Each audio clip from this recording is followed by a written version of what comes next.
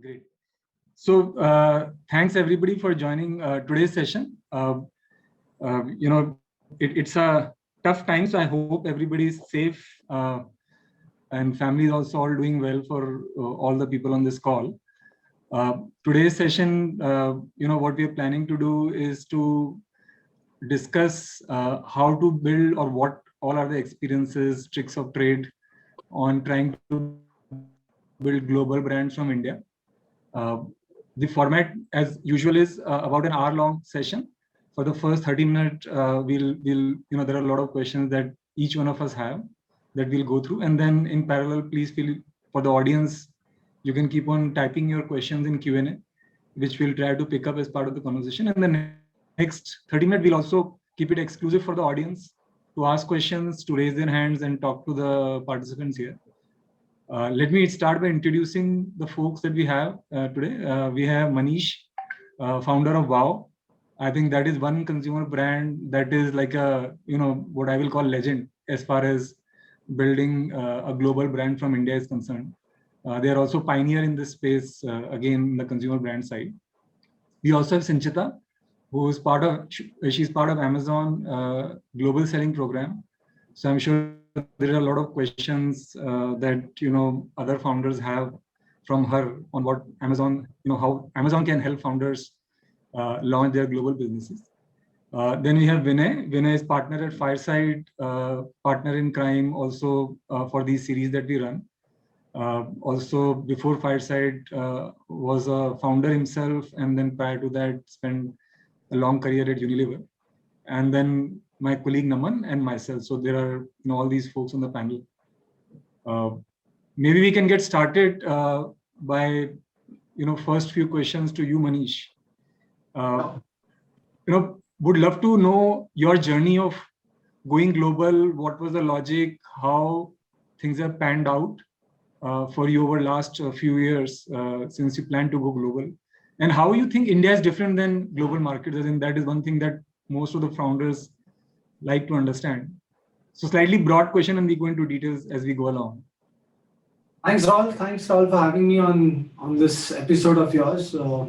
I think it's always been day one for us to be a global brand.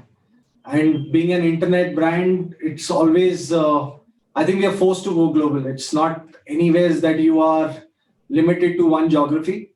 At least in our category, we were very clear. Fortunately, I think the story started taking inspiration from global brands, to be honest with. And the whole ideation was, and let's get back to the root or how it started off. We wanted to be a part of the internet revolution in this country. And when I say the internet revolution, it was the time when Amazon was coming to India. All credit to Flipkart during those days, but I think Amazon had a head start, at least in some of the global markets, of having listed in the categories which we were. So we started off with a health supplement brand, and we straddled our way into becoming a beauty brand too. So the inspiration obviously and aspiration obviously came from global markets. And it was the root cause was always, or the starting point was always, India is the land of Ayurveda. And why is there no way that an Indian brand can also have roots of being an international brand? So we were always very baffled that why are we so underselling ourselves as Indians, that we will only sell cheap products. Obviously, we are a land of the cheapest Coca-Cola in the world, where you get cheap Coca-Cola. We were always coming for a challenge for that, but we always knew that Indian consumers deserve a lot more better. And there's a lot of opportunity for good brands. Look at some of the famous brands which they've been leading this country for many years. They always bring a lot of their SKUs which are not built for India. You'll see them either smaller pack sizes. You'll see them either strategically not bringing in some products because they always say, it's expensive and Indians won't buy it.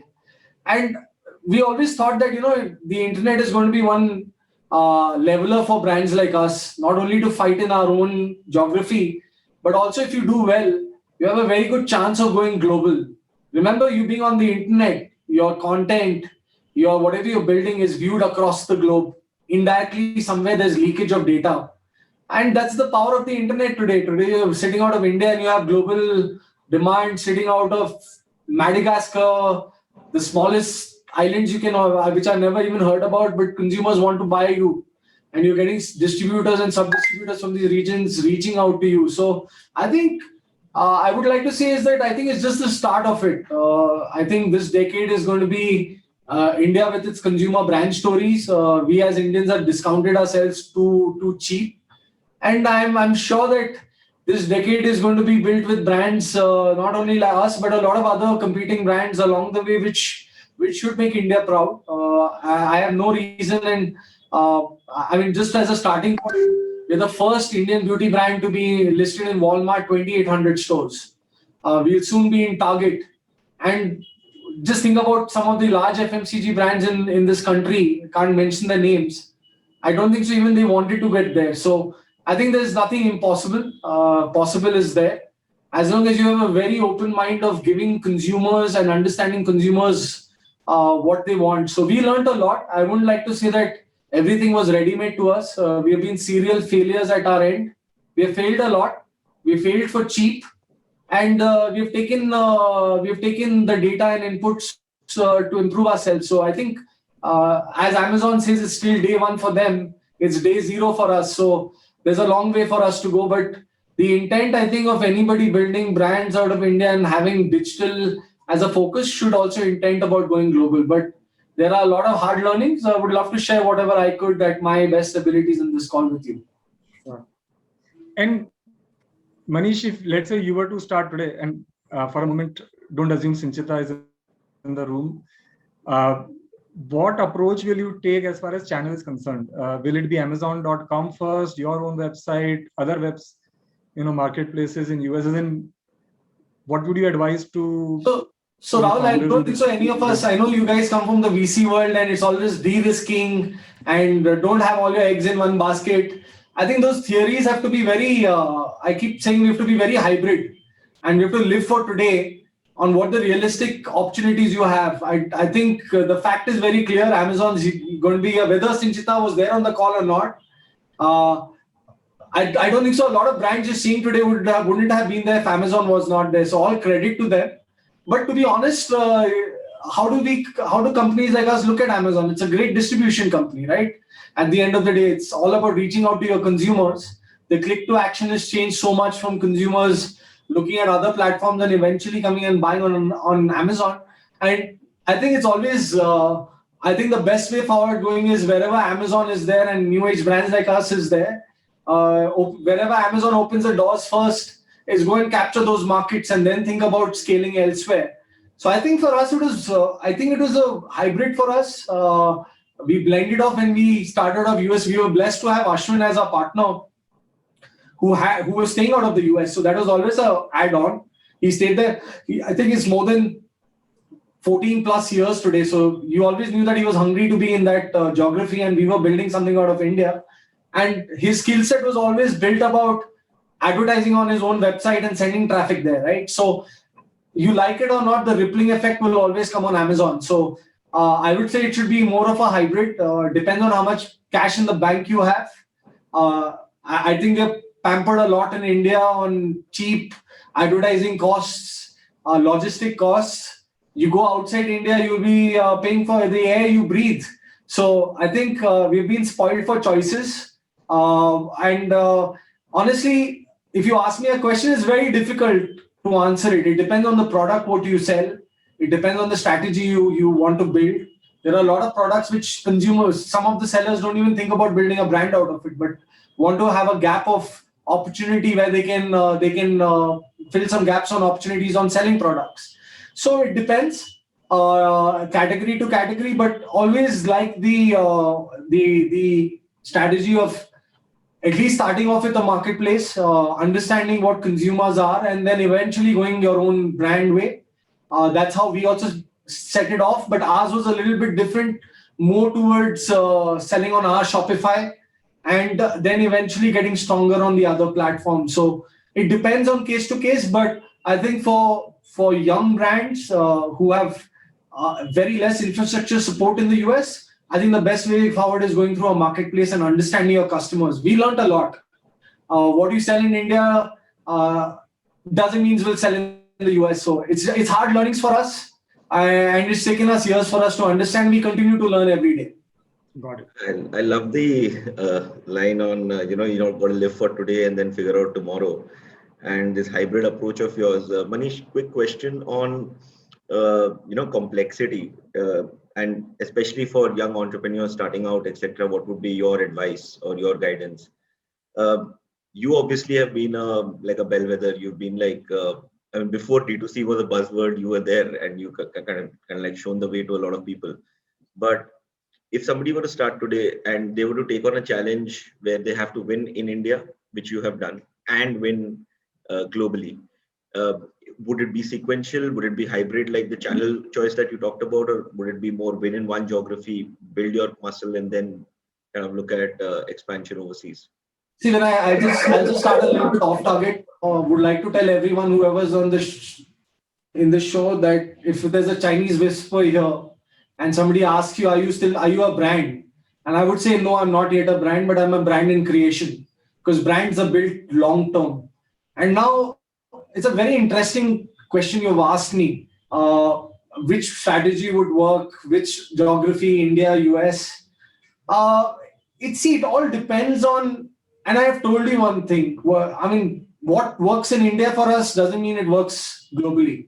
They're two different channels, two different consumers, two different lots, culturally different. We have learned a lot, colors, fonts, granular moves to understand consumers. It's a total different ballgame. Understanding consumers. As I told you, we're the land of the cheapest Coca-Cola. So entrepreneurs like us always think about cheap to a customer, right? But in the US and the other geographies, it's bigger pack sizes. Charge me more, but give me something big. So we learned all this over time. My move to anybody who ever goes is dream big, but be realistic about how you can reach there. Because the US or any other markets are expensive to build. And I've always believed in one thing: be a master of one thing, than being a jack of everything which is possible and not being anywhere. Be either US you choose or you choose India, but be one significant player in one place, and the rippling effects on the mirroring effect across other. As I told you, we are global brands today because our digital content is shared. My strategy remains very linear in that way. Build one place large, whatever you turn out on profits a little bit around, try experimental markets, and then scale from there. So we are a little bit, we don't get excited with money in the bank and scale immediately. We like to have a ploy, build businesses which have very strong fundamentals, understand customers very deep. It's not about marketing budgets for us. It's about how do you continue to engage with the customer and be connected with them long term. That's something where we think about. And I get this question a lot of times: how do we do it? And I continue to touch base a lot. Get your product correct. And that's the first part before you spend any strategy or building businesses. Remember, we are consumers, and we are human beings. It's only a difference of color, hair types, in our field at least, which we saw differences on. But it's a consumer, most of it. We also got, at least we're sharing a little bit for you guys to understand what works for us in India. So we have also broken up in geographies, which product in which region does well, what water suits a customer better. So we get a little bit more granular to understand customers. I think get your art corrected in India. You'll build it for cheap here. And then I think you can master global attraction easily. See, look at today. We can sit out of India and run large businesses in Middle East, even in the US. You can have one or two people be setting out of any of these regions and still conquer large businesses. That's the beauty of the internet today. So my strategy is always a little bit, I won't say cautious, I'm always a bull, but we like to understand a little bit more on customers in any region. And I continue to emphasize, get your product correct, because different geographies have different climatic, water, salt, etc. Before you look at that's in our field, so I can only answer that. But we get a little bit more deeper on understanding product efficacies in these regions, and then starting to hit the scale button. But Got it. I always strongly believe that build one geography large, whatever you can pull out of the profits and put into other regions to understand small, that's the way to go. Got it. Sanchita, turning over to you, I'm assuming everybody on this panel knows that Amazon is promoting brands to go global. But if you go to the next level, beauty has been talked about a lot. What are the other categories today and tomorrow you foresee where large brands can be built outside India? As in brands from India going global? Yeah. Sure. So I think I'll divide that question, into three parts. There are three main categories that Amazon really looks at when looking at brands going global. So it's largely consumables, which would have beauty, health and personal care, baby, grocery, hardlines, which would have home improvement, office products, kitchen, and all of those. And then we have softline, which is going to be your jewelry, luggage, your apparel, all of those things, right? So one of the fastest growing categories actually for Indian players specifically, I'm going to talk about what we've seen on our platform is actually consumables. We've seen brands grow faster than the platform actually there. So and very interestingly, Indian grocery has a very good demand in US. Specifically because you've seen these countries, they have a very good offline channel.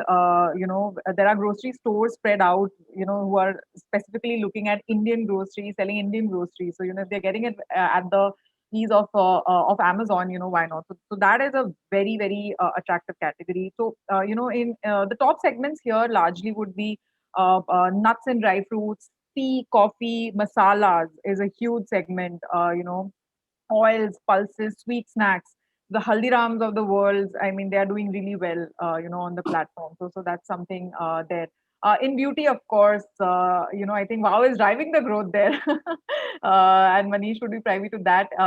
Anyway, apart from that, I think Ayurvedic, organic, herbal beauty. I think this is something which Manish also touched on before. That's doing extremely well. They have a lot of demand in these global marketplaces, and India has a very good supply there as well. So beauty category, I think it has a huge potential. We are seeing multiple, beauty emerging brands getting interested in the global markets and doing well also out there, right? Like Ayurveda is a big category there. So why not take Indian brands who are specialized in that category and look at those. So I'll quickly move on, probably, and just give you some a sense in terms of health and personal care. So herbal supplements, any sort of herbal mineral supplements, diet supplements, multivitamins. Again, it's US is a very mature market in that category, and even if a new player can get a small pie of the share, I think it's going to be huge, right? So that's something which is doing really well. Moving on quickly to hard lines, I think this is a very interesting category. Home, kitchen, bath linen, they're the top categories for India, specifically in the space of home and bedding. Since India has the strength in cotton, it's doing really well. Specifically, cotton, which has a higher thread count, they are doing really well from Indian players.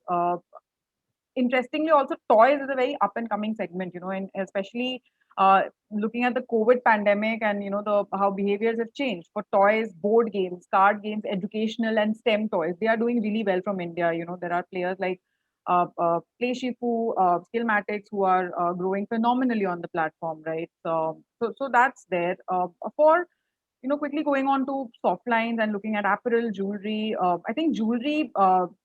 Fine jewelry like diamond, Indian diamond is really famous, right? Fine jewelry does better than fashion jewelry per se. In terms of shoes, any seller who can look at running shoes, walking shoes, that has a huge demand in the US if they can be price competitive. Um, Also, apparel segment, we've seen basically because of this pandemic, we've seen a little bit of a twist in terms of what is preferred. So athleisure wear, pajama sets, they are doing really well. So those are some categories which are really building out, and this is specifically for Indian sellers. So I mean, in a nutshell, I think Indian sellers and Indian brands have a potential across all categories that Amazon is present on, right? And we've seen success stories in each one of those. So that's how we see the whole opportunity pan out. I had a follow on there. In general, when we look at entrepreneurs who are trying to build brands for global, Their next port of call is usually the .com, the US website. And obviously, Amazon has presence across multiple other geographies. So, if you could help us understand, what other geographies are interesting, where is their demand, which is brand starved, what other geographies apart from .com, because yeah, it's a large market, but it's highly competitive as well. Yeah. What could be attractive for entrepreneurs? You've given us a very good idea of the categories. Yeah, But geographies. absolutely. Yeah. No, you're right, Vinay. US is the biggest one for us and obviously the most competitive. But overall, the Amazon Global Selling Program, it actually gives you access to 17 marketplaces, right? So essentially, when we say when you register for a .com, you also get access to Canada and Mexico. So largely it is North America, Europe, Middle East, Japan, Australia, Singapore. Those are the markets. But to give you a little bit nuances about the size of these markets and for Amazon what it means. So Amazon, of course, US is the biggest market that we have. It's followed by Germany, UK, and then Japan. So that's how we are placed. While US is the most mature and the most structured in terms of the seller experiences for us. So it's like approximately more than $200 billion, right? The entire platform. It's growing at in a like more than 40%, right? Europe, on the other hand, divided into, of course, UK and PAN, the other remaining parts of the European countries. UK is a $40 billion market for us. Very strong growth of around more than 60%, and these are all approximate figures. PAN EU, the whole number is like it's a $60 billion market, like across all the categories, right? And growing again at a 40% market, 40% growth rate. Middle East is something which is we are very new in, but we just acquired Souq.com in May 2019. But that's a market which is, probably just about $1 billion right now. But its growth rates are like in triple digits because obviously it's a smaller size. And in these markets we've seen Indian sellers doing very well, especially because the Indian diaspora there's a huge Indian diaspora there. Purchase behaviors are very similar. Right, so categories like electronics, health and personal care, skincare, they're doing really well. And like I mentioned, for Europe also, the best-selling categories are home, anything to do with home, sports, health and personal care, toys, groceries. So these are sort of trends. So yeah, it's not just US that we're into. We have matured markets everywhere, and the program actually gives you access to more than 17 markets. Interesting. And Sanchita, if you can, for benefit of the viewers here, in India, there is a certain gross margin, there is a certain AOV one should expect to be at least to make money on these orders that they get shipped online. What would be similar benchmarks one should be okay with, and how much should one assume AOVs can be or should be? What margin should one have? What return or what at least marketing spend should one assume when they're going to, let's say, specifically geography like US? Right. No, so I think that it's not a straightforward answer here. It depends on a few things. So, firstly, it depends on the operational model that you have, right? So, there are two types which exist. One is you can park your inventory in your destination market, which is, you have your inventory in Amazon Fulfillment Center, right? So, that is where you have to lock a certain amount of inventory when you launch there, and you keep it at the warehouse. So that is your inventory cost, right? The other way is if you launch through a merchant fulfillment network, which means you service your end customers directly from India. But to give you another sense is that the strategic sellers that we have, the growing sellers, I mean, more than 90% of them are in the fulfillment by Amazon model. So that is one part of the cost, right? But also the advertising spend, I think it depends on category to category. We've seen some brands going as high as 50% in the starting months, and then tapering down. We've seen some brands, look at some organic growth and then taking the pushing the pedal there. But what we always recommend is, going heavy in spends in the first few months and then, like optimizing your campaigns, optimizing your spends. So it's not a flat answer. It really depends on category to category. But, to just give you an example, probably the category of food, right? We always suggest have at least a minimum spend of 15 to 20% in terms of marketing. right? And whatever costs are built up from Amazon's end, that's over and above, your cost, your FOPs plus your profit. So I think there's a huge margin there and depends on category. So that's how it is structured. They mentioned about Indian. Sorry, when I go ahead. Yeah. No, please go ahead. You mentioned about Indian diaspora being very active in the Middle East. Have you seen similar trends when in the US market as well, when Indian brands tries to grow, global? Is it Indian diaspora who is the first set of customers, or have you seen other people also accepting Indian brands? No, I think it's both ways. It works both ways, and I think Manish can add in his insights here for Wow, right? But we've seen it's not typically, you can't really expect that only an Indian will buy your product. We've seen it the other ways actually. Americans buying Indian products. I think that's so unfair, right? It is so unfair. It's not the first time I've heard this question, and our survey said there were less than 10% of consumers in the US buying who are Indian, or less than even 10. And I think that's so unfair. We have been asked this question. And see, this is a pure example of us discounting ourselves. Yeah. Manish, you mentioned that if somebody is trying to start off and build a global brand, obviously use the channel, it's efficient, and then kind of expand from there, etc. But how does one think about consumer inciting, off positioning, off-platform media mix? Any thoughts there, especially for brands that are trying to start off or just trying to find their footing in a global market? If you ask me, consumers are completely different in two different geographies. We learned it along the way, from our fonts to the colors, to what the efficacy, to the fragrance, to everything. They're different. But remember, we are humans, so we're almost there. But the likes and dislikes are completely different. What we have learned as what Indians and other people of the other geographies might like. So always you try small, fail for cheap. So we keep trying, keep tweaking, get a lot of consumer insight, and then you get things going correct. So I would say, see, you have to use your communication tools with customers, may it be reviews, may it be use communication, your surveys, in a very right spirit. And most of us get it wrong as a starting point to see the difference. Again, I'll just tell you how we guys think. Whenever we have thought about building things ourselves and thinking customers will buy it, we have failed. But whenever we have built things what customer wants, we have done well. So that continues to happen across geographies, across product lines for us. So the US team will pick up and say, you know what? The fonts need to be changed, but now you're building a brand architecture. I can't change that. So there's a lot of other things of look and feel what an American would want to see is what you have to be really fast to adapt towards if you're trying to build it in that scale. And see, today being digital, you've got that speed and agility to do those kind of changes. So even on the ads, the ad sets are completely different. What works in the US doesn't work in India. A lot is different. So you have to continue to try and fail for cheap, continue to try, have a heart to fail. So you have to have budgets in your mind that, I'm going to fail with this, but I'm going to come back at the end of the day victorious to understand that better.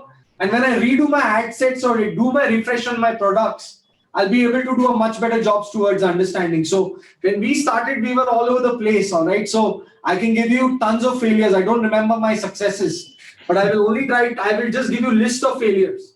And the list of failures have only got improved once you take customer insight in place.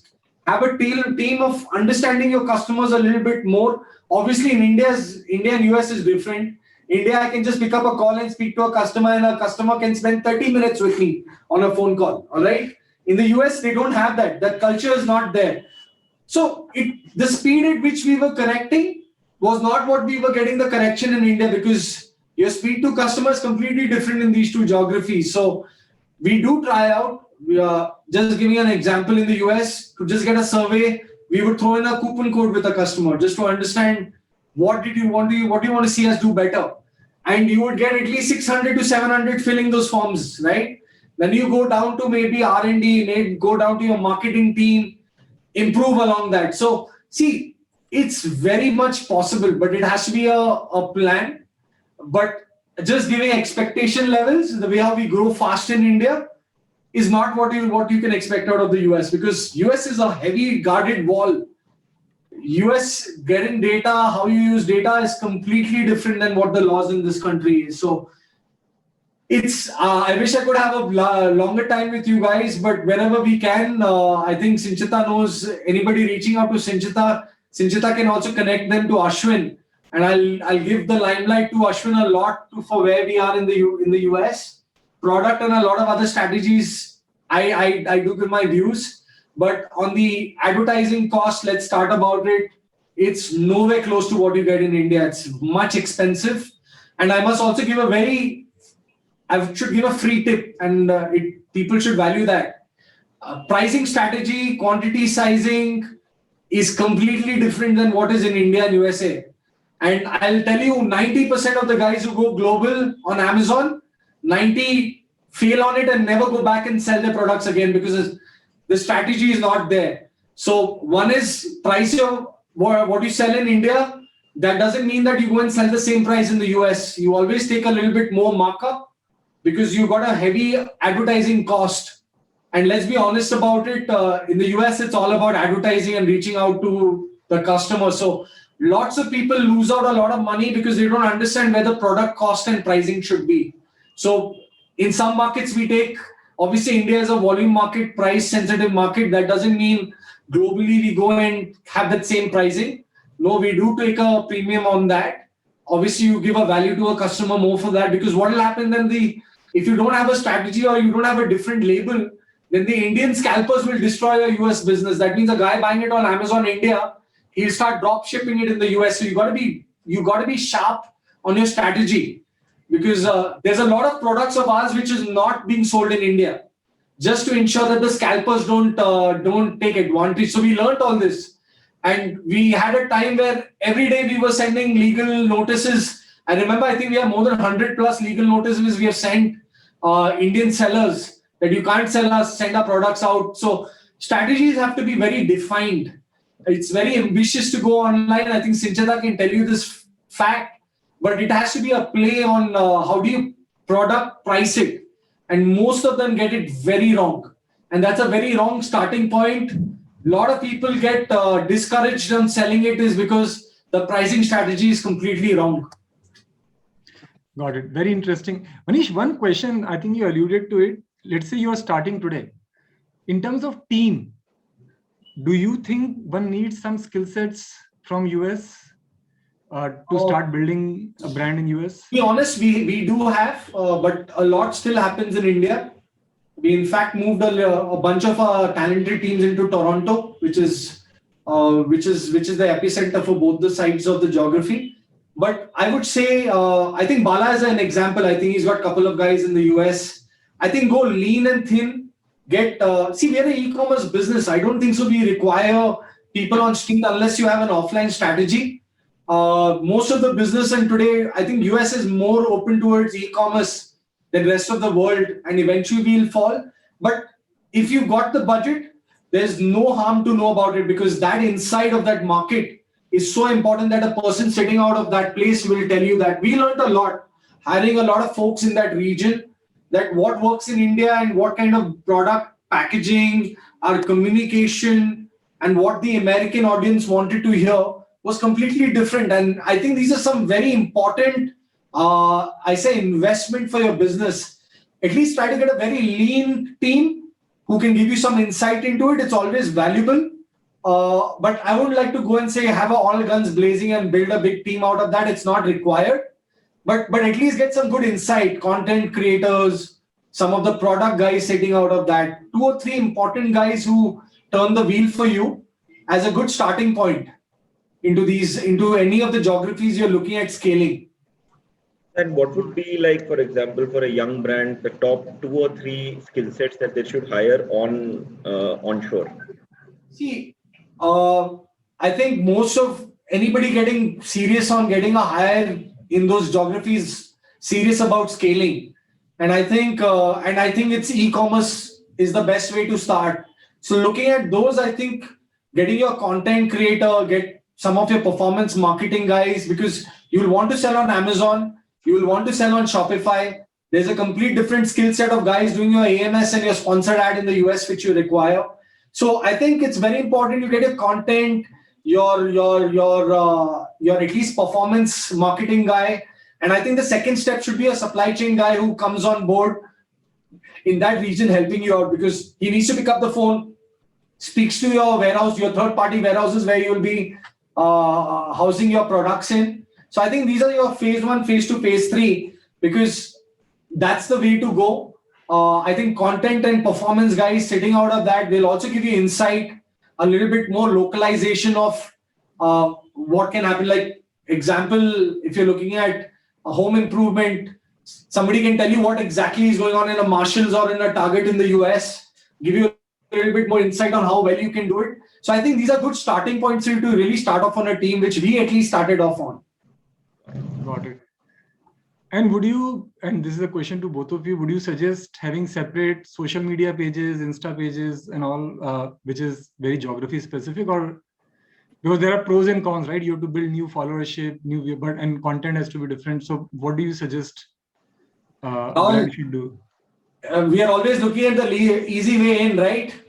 So as I told you, there are two different geographies. You have to respect the culture. And when I started off this discussion, what works in India doesn't work in the US. What works in the US doesn't work in India.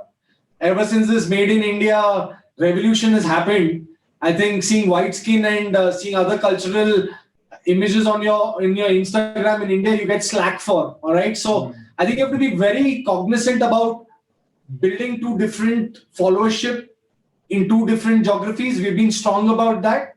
I think it's hard work. But remember one thing, there's no use of any followership in any page of yours if you don't have a good engagement in those regions. So we are always looking at the tough way to start. I think two different content strategy in two different geographies just gives a little bit more of a localization, seriousness of your brand in a geography to your consumers on that site. I think Sanchita can answer that at her experience, what she's seen.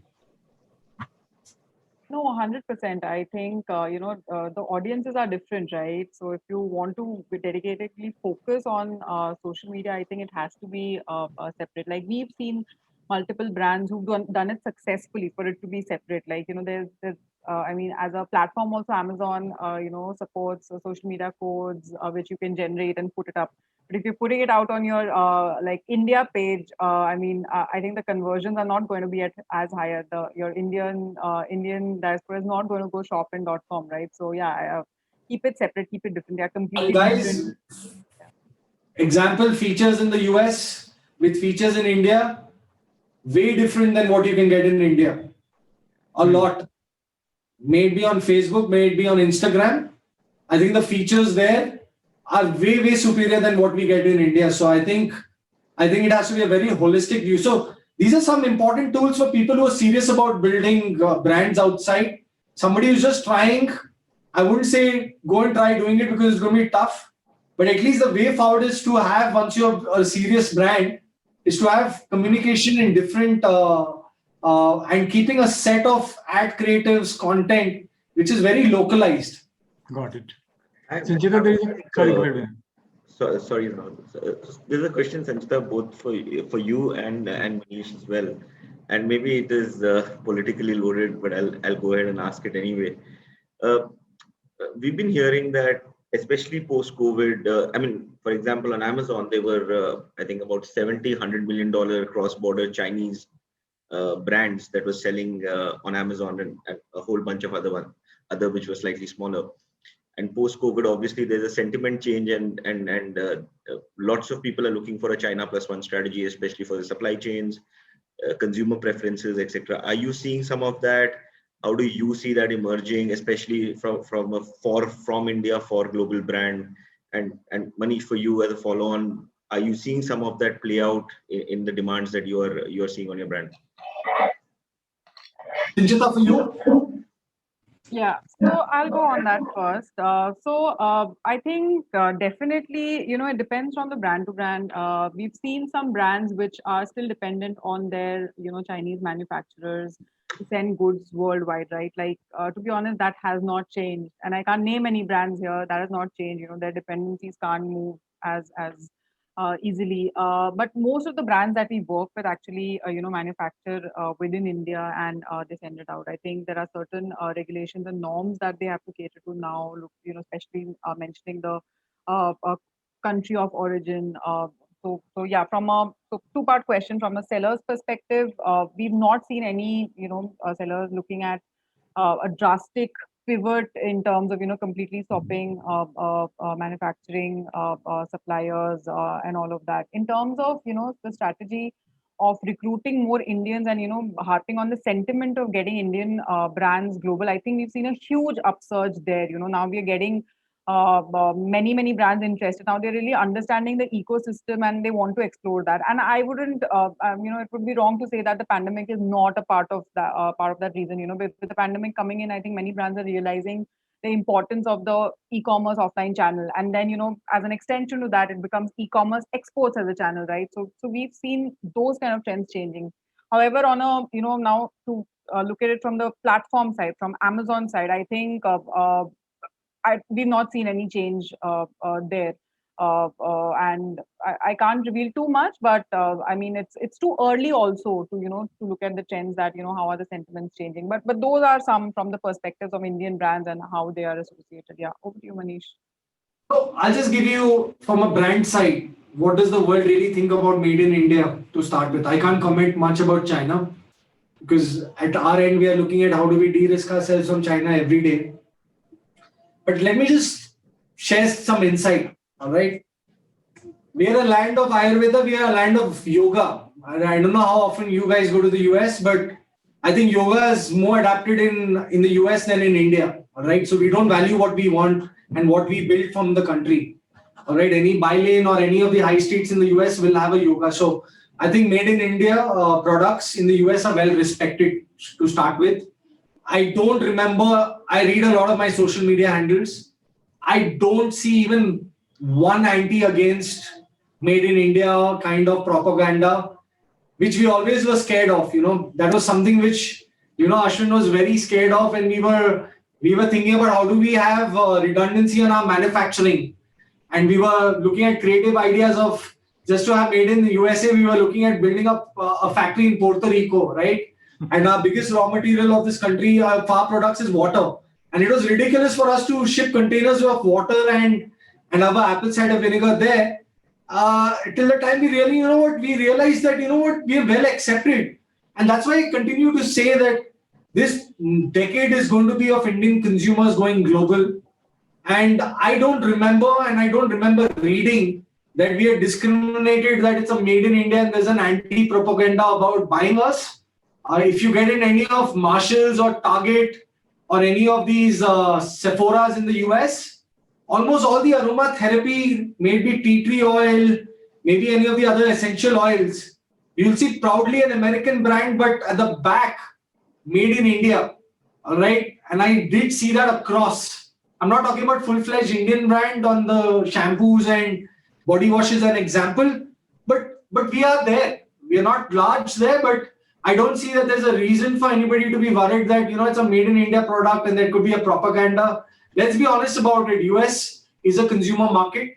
And I think the economy will adapt and also accept global brands, maybe from India or rest of the world. So I don't see there's an anti-India propaganda as what happens for China or whatever, but I think we are safe to build large businesses in these geographies, consumer businesses in these geographies. Great. Since we only have 15 more minutes, while we did ask a lot of questions from what audience had posted, let's move to allowing people to ask questions directly also. So anybody who's interested can please, raise their hands, and then we'll call them one by one. My one request is that please ask only the question, and if you can direct it to one person on this panel, that will be easier versus everybody trying to answer. Otherwise, we'll not be able to, take everybody in there. So I'll just add. Sorry. I already added Dr. Okay, Naman, you are doing it. Great. Dharinder, please go ahead. Yeah, my question is to Manish.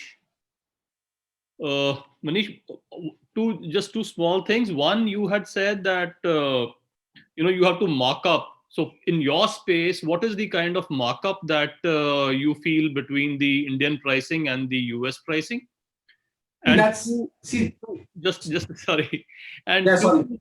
also the regulatory aspect, particularly for the beauty and wellness products, the regulatory aspect in the US, if you could throw some light on that. So let me just, the whole question is how do you know your product pricing? And that's very important for you to have ground reality check on what is your price fit with competing brands. So we built it a long time. I wouldn't like to say we mastered it. I think for a couple of years we were in the blind side. But usually, I would say depending on the quantity and per ml size and the premiumness on what you give, I think there's a fair gap where you could price your product at 2 to 3 times more than India.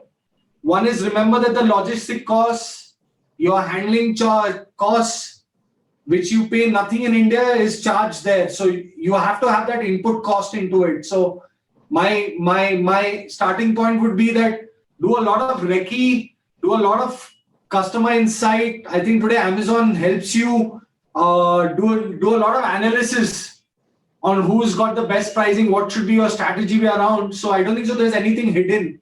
You'll also get a lot of third-party tools, which I think, I'm not too sure whether Sinchita can officially talk about it, but you get third-party tools which will also tell you where you should be and what pricing it should be at. Second, on the regulatory point of view, I think the ease of doing business in the US is way easier than anywhere else. So I'll give you a comparison. There are 1,108 banned ingredients in Europe versus which is 10 in the US. So that just shows it. But remember one thing, US is a heavily risky consumer market. If you don't get your liability insurances in place, some of these investments, if you don't do, you can be charged a lot. So I would say ease of doing business is all fine, but when you're small, it all works. But once you become large, you must consider some of these safety tools for you on the regulatory part. At least at our part, we are FDA approved in a lot of places. We have taken, at customs, we have it. We have gone the right way. A lot of people don't do it till the time they get caught. But if you get caught, you are really penalized. But ease of doing business is much easier than anywhere else in the world, is what our experience till now is. So tough markets for us have been Europe to start with. They've got tons and tons of paperwork. But the ease of doing business in the US, at a cost, I always say at a cost, is completely different than any other part of the world. Great. Akshay, you want to go next? Yeah. So I've got two questions, both for Manish. Manish, when dealing with platforms like Amazon, DMarts and all, when we are placing our products, what I've noticed is when you initially place your products, it's all fine. But as soon as your category starts picking up, normally Amazon and all these major players, they start coming up with private labels. And then it becomes big misfit where you have to probably bid for the listing space. So how do you think brands should adopt their strategy in terms when they are going global? Should they always have their own channels also open, their direct channels? So I have this theory since long. I think Sinchita is going to smile over it. I think we'll worry about it when Mr. Bezos leaves marketplace and starts building private labels as his focus. As his main agenda. Till that time, we all can breathe easy. But let's be honest about it. People are going to come. It's their own platform. I don't think so. We should fear that today Amazon's using data and other people are going to misuse what we are building. Remember one thing: you're building a brand, and you need to have a big heart about it. And I think that the intent should be, how do I be better than them? Then worrying about they're going to come and cannibalize us. So I have a theory. The day when Mr. Bezos thinks about building private label large, that's when I'll worry. But as of now, I think even Sinchita will know it's a team which every 2 years you'll find a new face. And I think only few categories to be honest, Amazon's done phenomenally well, but somewhere there's required of personalization, and where that I think you should be very proud as being a founder, and a founder's love will take a lot more than what an organization is trying to build a private label. So we are building founder's love, which I don't think so any company can take away from you. So let's think about it in 2030. It's too early for us right now. Look at the opportunity ahead. Great. Aditya, you want to go next? Sure. Thanks, Rahul. Hey, Manish, again, this is for you. Sanjita, come on, you've got to take this over from me now. Okay, Sanjita, feel free to reply to this. So Manish, you mentioned that what you're trying to localize here when I asked you the question that, what sort of talent you're looking for overseas. You mentioned quite surprisingly that you're looking for performance marketers and even like people who run AMS, performance marketing on AMS to hire them locally. In my experience, Indian performance marketing agencies are, yes, cheaper. And because it's so data driven, that you can really like sort of optimize your campaign sitting from anywhere globally, right? So why do you think that you should hire someone there? Because we already are working with the agency here, and I would be tempted to think that, we could use the same agency services and their expertise to sort of sell in US. And we just did a small launch in US, and we're just running some experiments there. Like you said, some thoda profit, we're putting it out there. So I just want to know, why do you think hiring a local performance marketing agency? I'll give this answer again. I don't look at the easy way out. Now, starting as base, let's start about the fundamentals, all right? My designer who designs all my product labels is not an Indian, to start with. Why did I not choose that? I love my country. I love the talent which is there. We have to always look at being unique. And why did I build a team outside the country at more expensive? Because, somebody sitting out of another part of the world has different creative ideas and different skill sets.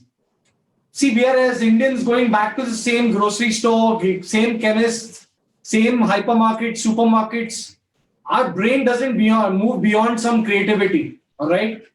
And I continue to believe that same even on building content and your ad sets outside this country. Now, telling you again about it, these are local individuals who sit outside their country, outside our country where we are coming from. They understand their consumers way much than what a computer can understand. And we sitting 10,000 miles away from there, on giving you a much more understanding of how consumers think about product, advertising. Grammar is completely different. It's completely different. Yeah. This is where we all get things a lot wrong. We have done the same way on the PR agencies we use. It's very much from the US or wherever we get into those, because they think totally localized. We are looking right now as Indians because it's cheap. I'm not talking about cheap. I'm talking about do small. You can start small with a guy with a very basic skill set. US is all about hourly billing, uses skills for 3 hours a day or a weekly basis.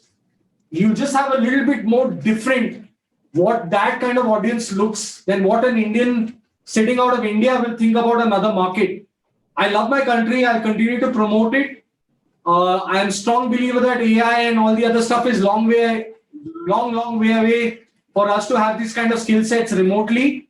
But you must have some kind of investment in these channels, at least in building a brand, on having some individuals who understand their country much better. You will see a lot of FMCG companies from India who've got people sitting out of Middle East and Africa origin, right? These are expats not expat, but these are guys hired from there. They understand the local markets, and it's the same for even digital marketers. Interesting. Sanjita, thank you so much. Yeah. There is a question for you from the panel, which is, how does one go about brand building in addition to selling on Amazon? And are there any additional tools and support that Amazon provides to help break the clutter beyond pricing and couponing and kind of playbook? Sure. Yeah, so thanks for the question. I think Amazon has a dedicated program for emerging brands as such, which encompasses the entire gamut of, pre-launch, launch, post-launch. So, we'll start with the basics of, helping you understand the models that you can look at, the operational setup for you, helping you with your pricing and product strategy. I think, that's the start, right? Once you've gotten your head around that, I think, we have a set of more than 500 legal and compliance service providers, who will actually help you get export ready, so to say, because we've seen, especially for emerging brands, understanding the labeling, guidelines, certifications, FDA certification, every cosmetic certification, that's a big barrier, and we have our set of partners who work with hundreds of brands over and over again to get that going. So we give you assistance there. Of course, I think once all this is sorted, assistance in terms of getting your listings done, getting your getting you access to some early reviewer programs, getting you access to some wine voices for us. That's something we do as well. And of course, once you go live, we work very closely with you to see how we can give you that jump start in terms of registering your first sales, helping you with the advertisement, seeing what visibility levers we can drive for you. I think this is what the team does. We have a team which has geography experts and category experts. So the 17 marketplaces that I was talking about as part of the program, we have specific geography and category experts in each of these, who look at the entire life cycle for you. This is from the people front. In terms of the tools available as well, if you get access to Amazon brand registry, which is the tool to protect your listings, file for infringements, which probably Manish would have used to file those, get those sellers to stop selling WoW initially. We also have certain tools which can give you an understanding of what keywords are doing well, what are people searching in each of these geographies, and these are all at your assistant 24 hours. So anytime you can access it, look at these reports, and let me give you an example. For example, we earlier we used to see our sellers in the home category space, right? They used to go mostly for bed sheet sets, which were China manufacturers, and they would have like a huge dominance in terms of price point advantage, right? But basis our strategic selection focus, basis our machine learning models, we suggested that they pivot into fitted sheets and kids bedding SKUs, which the brands have never thought of, right? So we give a lot of we work as partners with the brands, to see what are the new launches that they can do. There's another brand which is just launched only table runners and table sheets per se, but through the insights that we got, the brand is now looking at expanding into curtains, beds and beddings. So it's more strategic in a partnership, along with also the operational element. So it's the entire help that you get from the Amazon ecosystem. I would say it's not just limited to the specific ones that you spoke about. Actually, interesting. One question I think someone posted earlier: does one need to set up a US entity, if you want to go there, and at what point of time is it required? Sorry, who's that question to? Sorry, I can answer. Manish can answer that, yeah, or Sanjay, you can answer that. Yeah, I mean, I can answer from an Amazon point of view, and then Manish can come in. So no, to start with, US has very low entry barriers. You don't need a US entity. You can begin with your India entity itself. So like Manish was mentioning earlier, the barrier to entry in US is very, very low. And at what point you should start a US entity, I think there's no right answer to that. I'll leave that to Manish basis his journey. You're on mute, Manish. Manish, you're on mute. You're on mute. No, so we started off always with a Florida-based entity. I think the state tax was the lowest amongst all. It's too early for me to just tell you. Depends on the stage of your business. If you take US business serious, you should have a US corp. It has advantages. But I think as Siddharth told you, ease of doing business via US account. I think I've heard a lot of successful stories of people doing that and scaling large. But it depends on what stage of the business and what's your ambition plan to go there. It depends on it. But we chose the route of going with a local corp entity based out of Florida, and that's where we started off from. Got it. Great. I think this was amazing. We are done for the hour. So thanks a ton, Manish, Sanchita, and rest of the folks who joined us here. I learned a lot as you know, what looked like a simple business from India to US, clearly a lot of things to take care of. But thanks for sharing insights, both Manish and Sanchita. Thank you so much. Thank you. This hour could go on for quite longer. The discussions are so interesting, but we'll respect your time. But Manish, thanks so much for inspiring a lot of D2C brands, and I think inspiring us as well to actually start supporting them. Thank you. Sanchita, thanks so much for being here, giving us your time, and helping so many brands go global. Hopefully, like Manish said, this will be the decade where Indian brands really make a splash globally, and hopefully you can be a part of it to help Indian brands go global. Thank you so much again. Thank you so much. Bye. Take care, guys. Bye. Yeah.